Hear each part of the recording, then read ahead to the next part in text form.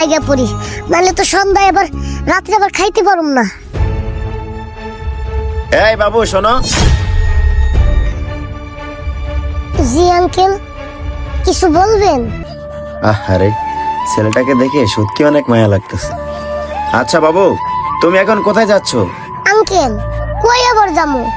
আমি তো টোকাই, বোতল টোকাইতে যাইতেছি। বোতল যদি না টোকাইতে পারি তাহলে তো রাইতে আমার কপালে খাওয়ান জিতবো না, তাই আর কি বোতল টোকাইতে যাইতেছি। কি বলো তুমি এসব?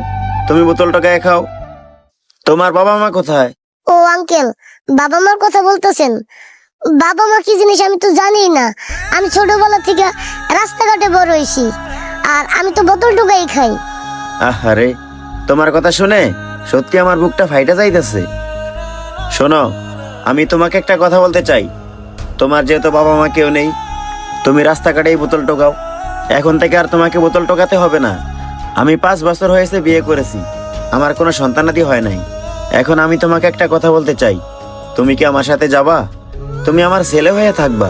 এখন তুমি যদি আমার সাথে যাও, পড়াশোনা করতে পারবা, মানুষের মতো মানুষ হতে পারবা, আর ভালো একটা মাও পাবা। এখন তুমি কি যাবে আমার সাথে? কি বলতেছেন আঙ্কেল?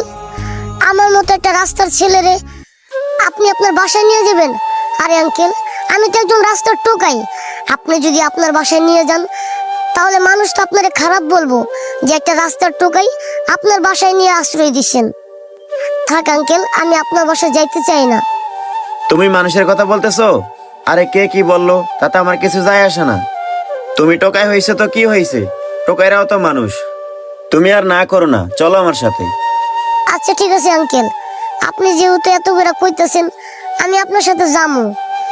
কিন্তু আঙ্কেল একটা কথা কি জানেন, আপনি আজকে আমারে যেইভাবে কইছেন যে বাসায় নিয়ে যাবেন আপনার, এইভাবে কোনোদিন কেউ আমারে কয় নাই।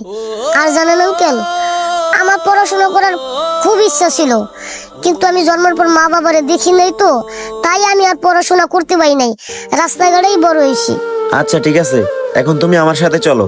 আমি তোমাকে পড়াশোনা করিয়ে মানুষের মতো মানুষ বানাবো, আর তোমার পড়াশোনার ইচ্ছাটাও পূরণ হবে।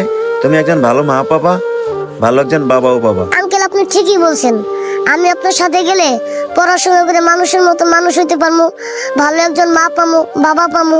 ঠিক আছে বাবা, তাহলে চলো আমার সাথে। ঠিক আছে আঙ্কেল, চলেন। এভাবেই যদি আমরা গরিব অসহায়দের পাশে এসে দাঁড়াই, তাহলেই তারা তাদের মনের ছোট ছোট ইচ্ছাগুলো পূরণ করতে পারবে। তাই সামর্থ্য অনুযায়ী আমাদের সকলকেই গরিব অসহায়দের পাশে দাঁড়ানো উচিত। আর আমাদের ভিডিওটি ভালো লাগলে অবশ্যই লাইক কমেন্ট শেয়ার করে সবাইকে দেখার সুযোগ করে দিবেন। যে কোনো নতুন ভিডিওর জন্য আমাদের পেজটি ফলো দিয়ে আমাদের সাথে থাকবেন। ধন্যবাদ সবাইকে। আসসালামু আলাইকুম।